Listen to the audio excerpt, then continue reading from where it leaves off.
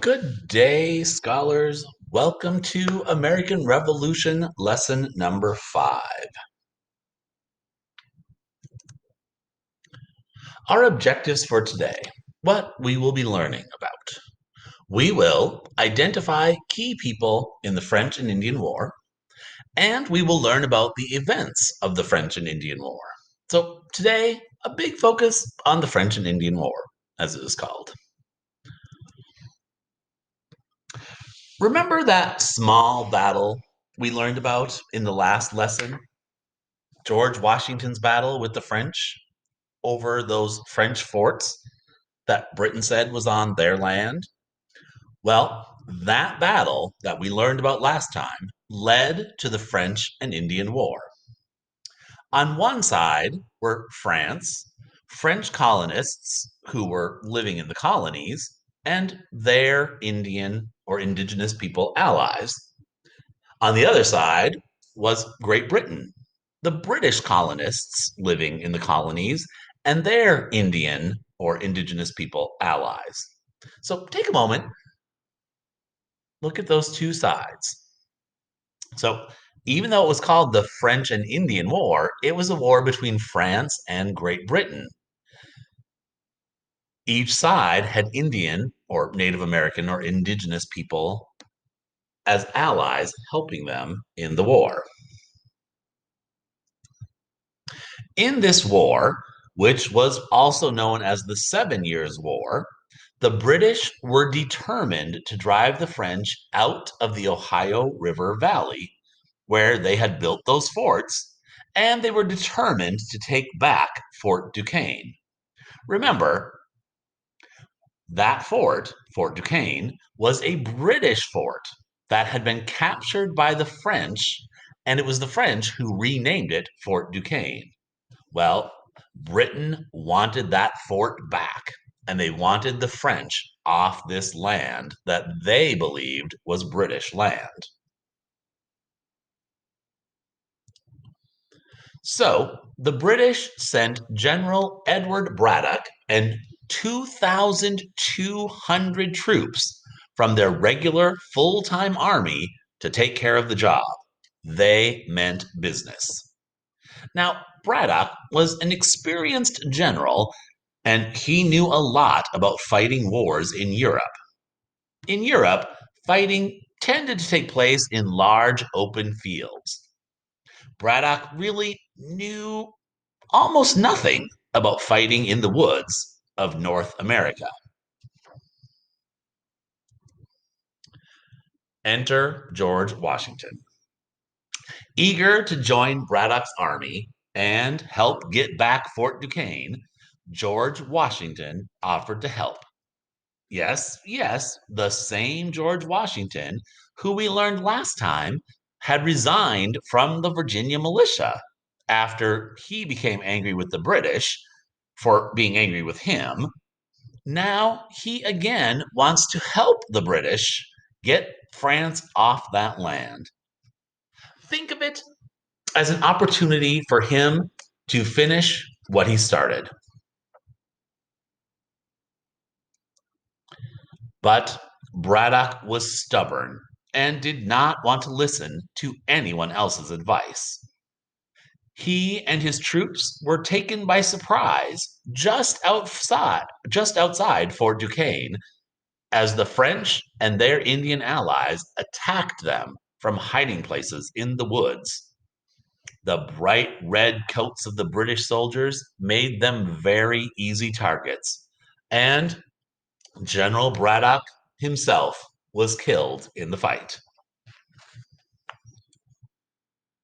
But George Washington, exposing himself to danger, took the lead of what remained of the army.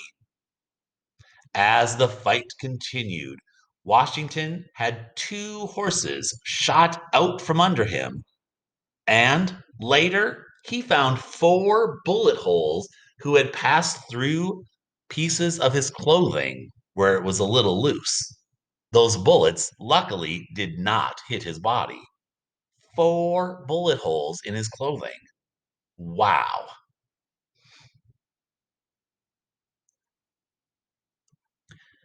Now, even though they were fighting over the land that is shown in this black box, it is important to note that this war between Great Britain and France was taking place in other parts of the world as well, not just here in the colonies of North America.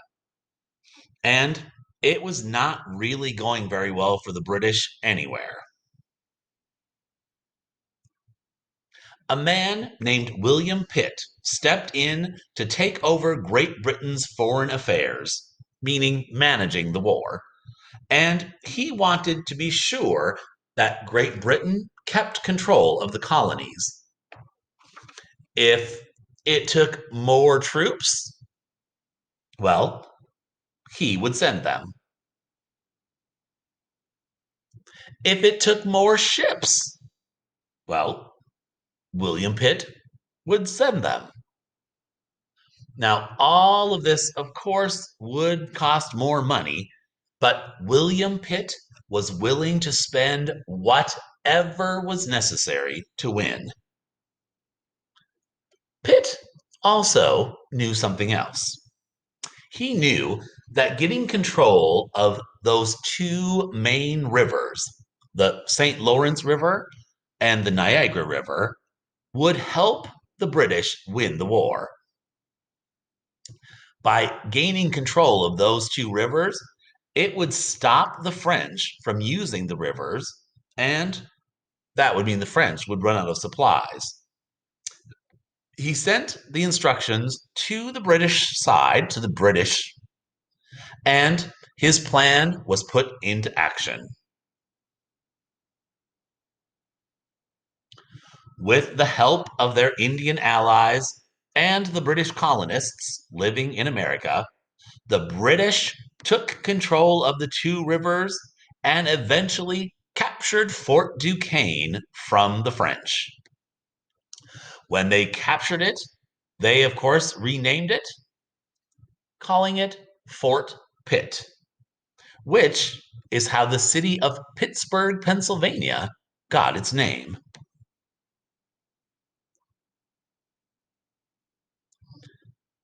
Then, a great British victory at the Battle of Quebec in Canada finished off the French, where the British defeated the French troops and took over the city of Quebec.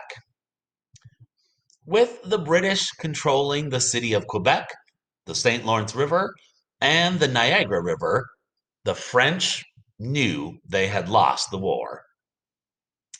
In 1763, Great Britain and France made peace. In the peace treaty, France gave all of Canada to Great Britain, as well as the land they had claimed between the Appalachian Mountains and the Mississippi River. France gave their land that was west of the Mississippi River to Spain, who had been one of France's partners in the war. Let's take a look at that. Just how complete was Great Britain's victory? If you take a look at these maps, you'll see just how complete. This first map, before the war, France's landholding, which is in yellow, shows a claim of 4 or 5 times as much land in North America as Great Britain had. Study that for a moment. That yellow area, France's land claims. And scholars, in the French and Indian War, that area that's striped with the pink and yellow, that's the land they were fighting over, that Britain wanted France to get its forts off of, right? Both of them were trying to claim that section of land. But again, in the peace treaty, France gave up quite a bit of land to Britain, and then as a thank you for their help, gave a chunk of it to Spain. So after the war, after the signing of the peace treaty, France had almost no land claims left. Take a look.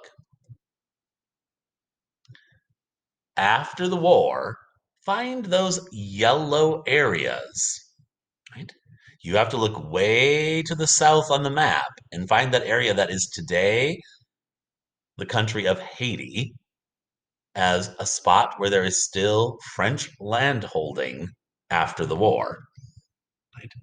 So once the war ended, France had almost no land claims left in North America.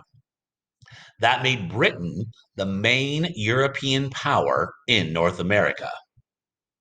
And scholars, that's where we're going to stop for today, is this shift in power and large new claim of land for Britain. But I still want to leave you with one final thought. Fighting a war is very expensive for a country, and Great Britain spent a lot of money to win the French and Indian War. We will find out in our next lesson how Great Britain plans to pay for this war they just had.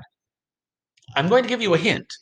It has to do with the colonists living in America. And scholars, things are about to get ugly.